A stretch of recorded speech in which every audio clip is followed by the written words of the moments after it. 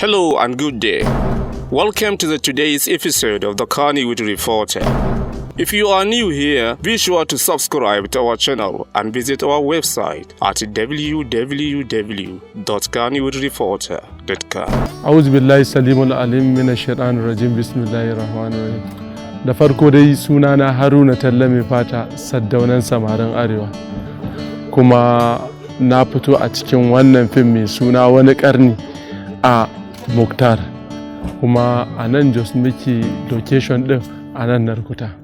To gaskiya tsakani da Allah wannan fim din ya sha bamban da irin wayanda nake, saboda na farko abin da ya fi burge ni shine irin costume din da su masu fim din suka kawo. Sun yi kokarin kawo kaya ne na Fulani, kuma Fulanin ba irin kaya wanda ake siyarwa a kasuwa ba.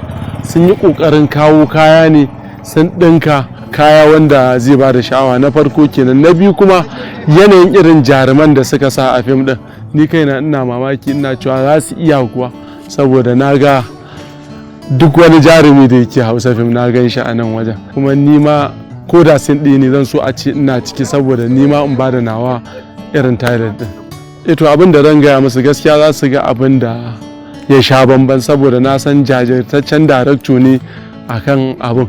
Kuma bayan haka akwai jarumai a ciki, saboda haka ina son su ci gaba da tsammanin wannan fim, saboda insha Allah za su ji daɗin shi.